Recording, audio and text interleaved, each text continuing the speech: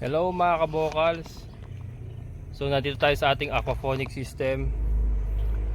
Nire-reinforce natin yung ating poste. Bumili tayo ng itong taling taling tela. Pero hindi, matibay na panali mga kabokals, kasi yung unang inilagay natin alambre lang, saka itong tansi na pambalag natin. Ito pala tansi na ito, katagalan nalulusaw din pala, parang straw din mga kabukals, kasi nakita ko nangangaputol yun dito. Mamaya papakita ko sa inyo, nangangaputol din, nalulusaw din pala ito. Akala ko matibay sa init. So ito mga kabukals, ito nga yung pinasasalo natin dito sa ating PVC, kasi di ba nagdagdag tayo ng poste yung nakaraan. Ito yung pinasasalo natin ngayon. Yan, tapusin ko lang muna para yung pressure ba nung bigat may sasalo kahit papano. Yan, nabahan ko na.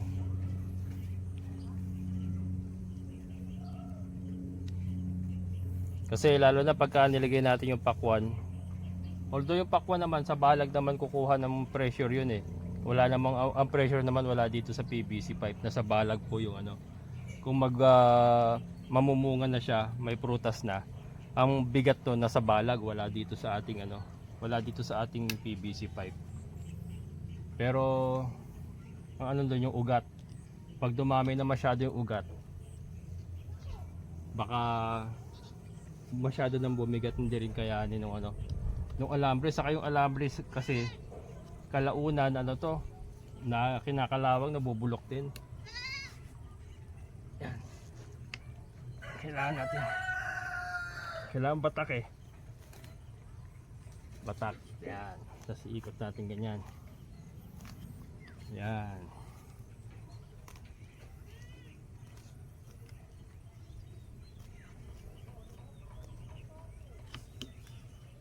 Yan.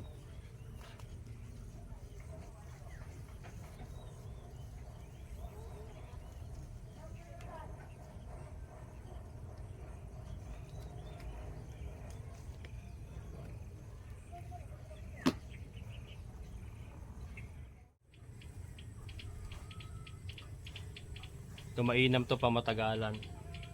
Hindi ako magwo-worry na baka hindi ko napapansin na sira na pala yung alambre, and then baka biglang bumagsak. At least ito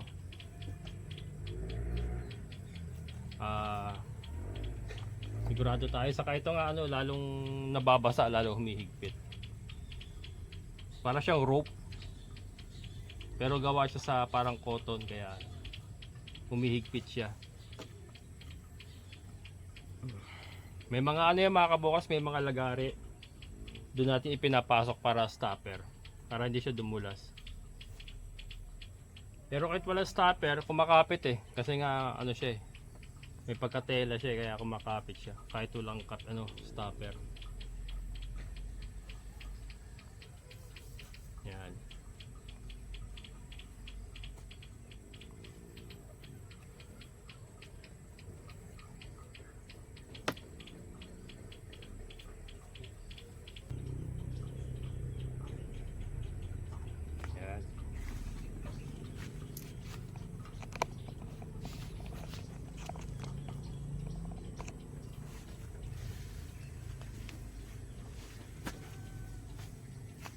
Buti kayo mga kabukals, makulimlim.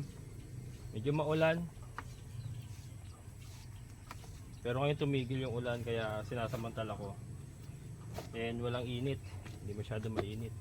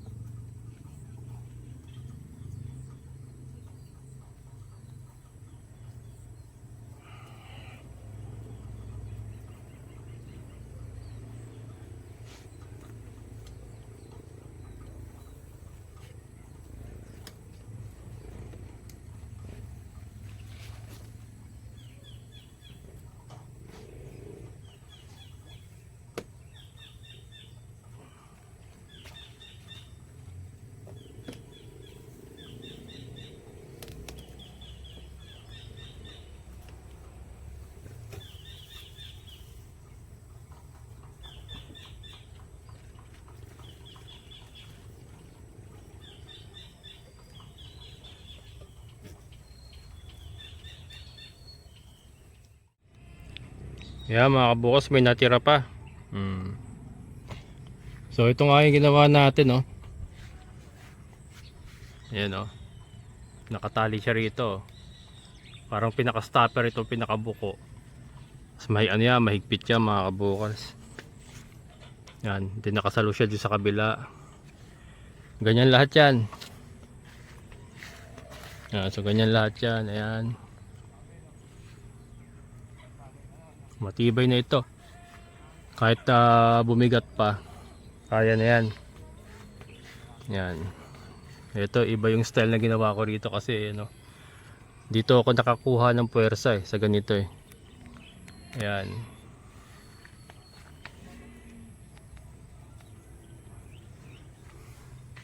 So ito, yan. Pero yung alambre nandiyan pa rin. Ayan, oh, nandiyan pa rin yung alambre mga kabokals. Mahigpit pa rin yung alambre niyan. So doble support na yan. May alambre and then meron tayong rope na nilagay. Ayan. So yun. Marami pa rin tayong patola. Ayan, may mga bago tayong patola.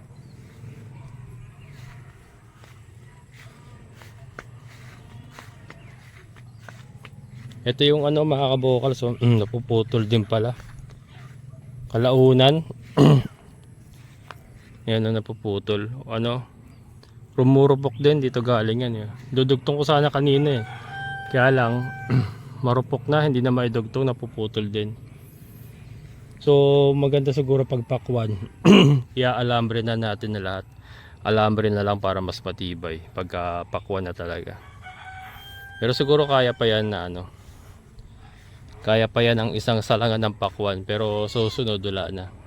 Kailangan palitan natin alambre. Yung balag lang naman, dito naman sa aquaponics wala nang babaguhin, wala mababago diyan. Yung balag lang ang papalitan diyan. Yan yung poste, yun pa rin yun. Yung mismo balag lang naman ang nasisira.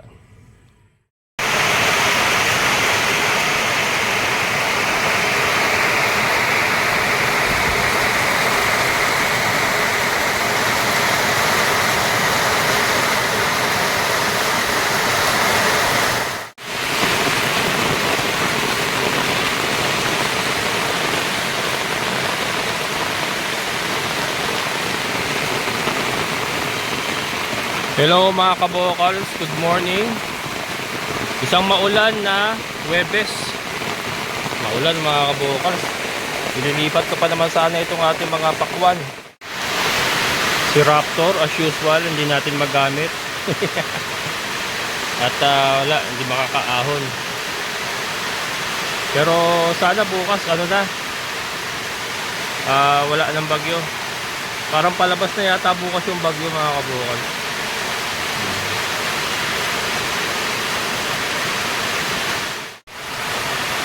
Mader, sarap na higa. Nakakatuwa yung ating kubo kahit gaano kalakas ang ulan.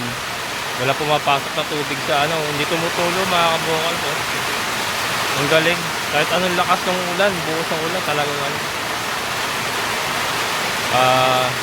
Maganda pagkakagawa ng ating bubong.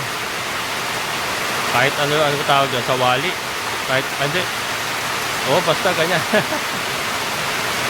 Sa wali yata tawag oh. Ayan. Magandang gabi mga kabukal. Overtime. Yung ating mga pakwan kasi kailangan natin mailipat oh. Napakahaba na oh. Napakahaba na. Kailangan natin siya ilipat. So inaayos ko na. Itinatali ko na hanggang dito sa pinakataas para paglagay niya sa aquaponics nakatali na siya. Kasi mahirap magtatali dun pagka doon pa natin tinalian sa aquaponics. Mahirap. Ang bilis lang. Yung iba parang nakikita ako ng bulaklak mga kabukals. Kaya lang siguro supot pa yung bulaklak na. Pero ano, mabilis lang. Kaya ano, kailangan malipatan natin. Kahit maulan.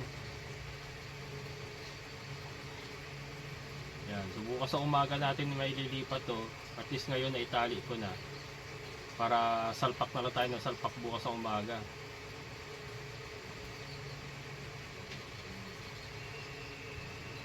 Ito siya. Nagawa ko na eh. Ano na to, halos sa lagpas kalahati na yung nagawa natin. Kaya lang naubusan ako ng oras kanina. At yun nga, wala tayong vlog ngayon mga kabukal. So ito, bukas pa to. Bukas pa upload nito kasi sobrang na busy, dami kong ginawa. Kaya mga kabukal, so diba, pantay na dito sa ating stick. Oh. Pantay na siya. Oh. Yan, so bukas mga kabukal, tutuloy natin. Maglalagay na tayo ng pack 1 sa ating aquaponics.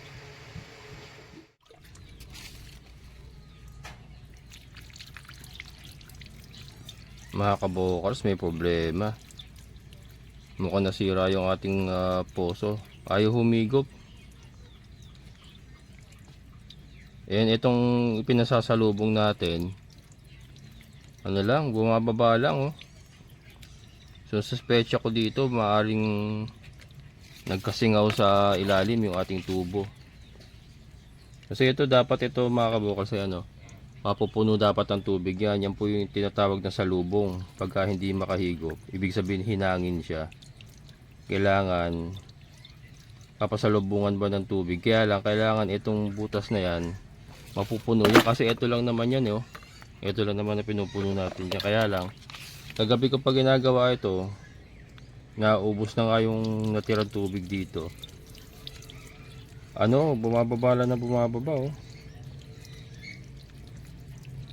Wala. Ito dapat mga 3 tabo. Puno na yan eh.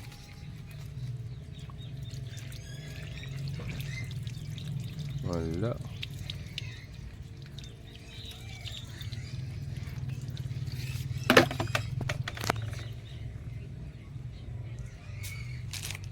Wala mga kabukals, negative na.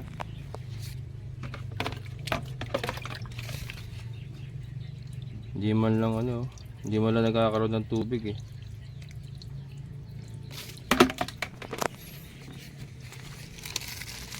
Wala na. Sira yung ano, maaring nagkabutas yung ating tubo sa ilalim. Try natin ano. Problema nito, walang tubig. Wala kaming tubig ngayon, so hindi ko na sure kung mapupuntahan ka agad ni Tata Saro ito. Pero mamaya pupunta ako si Tata Saro.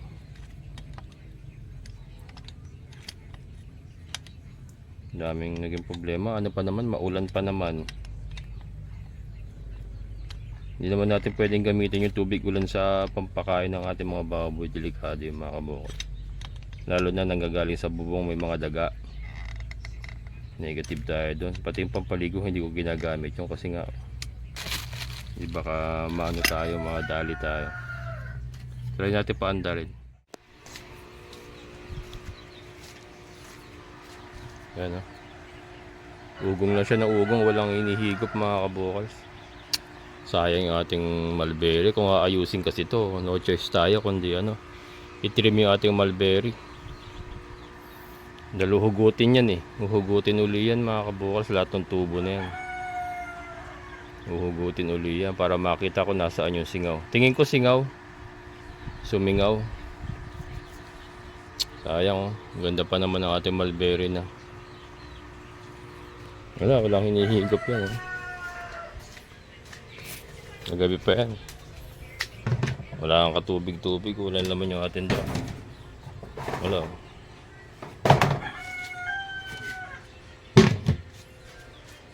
Yan. So yun, punta ako si Tata Saro. Kaya lang, ano ko muna to, unahin ko muna itong ma-transplant yung ating mga pakwan. Kasi kahapon pa dapat na i-transplant to. Ang haba na kasi, no? Ito nga yung tinapos natin kagabi. Hindi naubusan ng problema, pero ganyan talaga ang buhay. Kaya lang, yun, sayang kung ano, tubo ito. Sa ilalim may problema eh. Ito mga kabukals yung sinasabi ko. Ito na ba yan? Ayun o. Kita nyo ba yan? Bulaklak na yan mga kabukals o. Ayan o.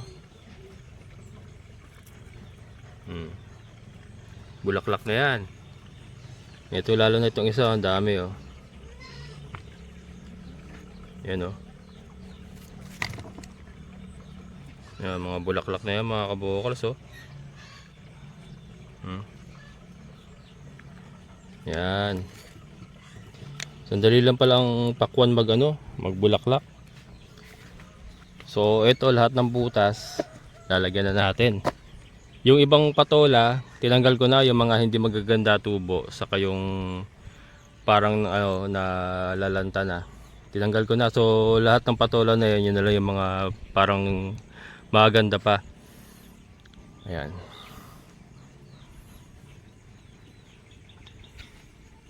Yan. Ganyan siya mga kabukals.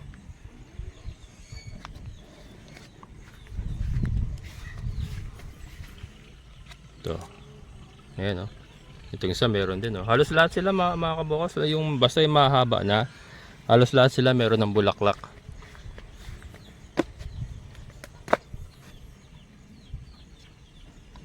Huwag naman sana munang umulan para maka-akyat yung ating motor. Kasi dadaanan ko si Tata Saro, pupunta ako si Tata Saro. Mapatignan yung poso. Tapos mag-iigib pa ako, mag-iigib na lang muna. Just like the old good days. Old good days. Just like the old days. Yung una nating salta rito, igib eh. Diba mga kabukals, kung kayo po yung nakasubaybay sa akin, igib tayo nun, diba? Babalik muna tayo sa ganung sitwasyon. Pero kailangan maayos yung poso sa lalong mabilis na panahon. Repair lang naman yan.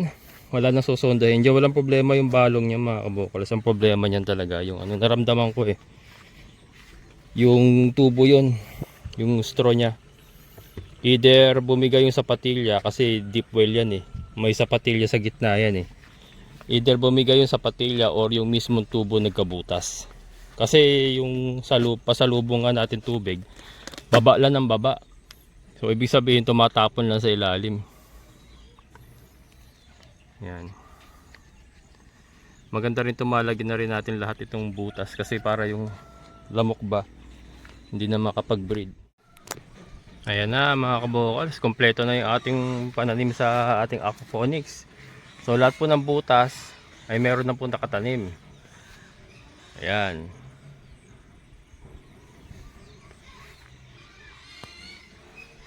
Sila mga kabukals oh. Ito daw mga bulaklak na to, yung pinakita ko kanina, ito yan oh. Ayan. Ano yan? Yung unang bunga daw na malapit sa pinakapuno, dapat yan hindi mo patutuloy hindi patutuloyin. So ito, pagka naging bunga po yan, tatanggalin natin yan. Hindi natin patutuloyin yan. Ang kailangan daw patutuloyin, yung at least yung medyo malayo na, yung nakalayo na dito sa puno. Pangalawa or pangatlo. Yan, depende po sa distansya dito sa pinakapuno. So yun, ito tatanggalin pa natin yung mga yan. Yan, pagtatanggalin natin yan. So, ayan. Kompleto na mga kabukals yung ating pakwan dito sa ating aquaponics. Abangan natin kung ano mangyayari. Ito ba ay mabubuhay? Ayan, sabay-sabay po nating abangan. Ayan, sana naman umaraw muna. Yan o, kumbaga ito parang pag umabot siya rito, di ba nandito yung ating mga pakwan. Pag nagbalag na ng mga hanggang dito, umabot na siya. Yan po, pwede nang patuloyin yung bunga dyan. Medyo malayo sa puno na. Yan. Ang maganda sa pakwan, sandali lang talaga mga kabukals eh. Parang ano lang siya eh. Parang mais lang eh, ganun. Sandali lang po siya mamunga. Pero siguro sandali lang din siya mapakinabangan. Parang isang one fruiting lang siya tapos papalitan na. So mangyayari niyan, pagka naging successful itong ating pakwan dito, papalit na lang tayo ng papalit. So bago siya mag-expire, meron na tayo kagad pinapatubo, parang ganun. para tuloy-tuloy din po yung ating production ng ating bakwan. Kung sakasakali pong ito yung magiging successful ayan, hindi ko po sinasabi na ito po ay 100% na magiging successful. Kaya nga po abangan natin pare-pareho kung magiging successful po itong ating ginawa na pakwan on aquaponics. And ayan, so tapos tayo dito. Harapin ko naman yung isa na naman bagong problema. Yung ating poso, wala stick na yan. Sana makaya na makaahon ni Raptor. Medyo maputik pa. Si Haring Araw nagtatago-tago mga kabukals kasi nagdidilim na naman. Huwag naman sana muna bumagsak kasi ang hirap pag kinarga ko yung mga tubig. Mag-iigib nga lang tayo ng konti container dyan sa taas. Ang hirap pagka binitbit ko yun. And dami nating alaga. Kailangan na maraming tubig. So yun. Sana naman maayos ka agad ni Tata Saro yung ating poso. Yan mga kabukals, nakikikip tayo. Nandito kay Ate Solen. So galing tayo kay Tata Saro. May gawa naman. So babalikan natin mamayang gabi. Mga alas 7 daw makakauwi na siya. Gumagawa pa rin pala ng poso. Meron siyang bagong tauhan ngayon. Kaya ito, igib muna. Nakikigib lang muna tayo.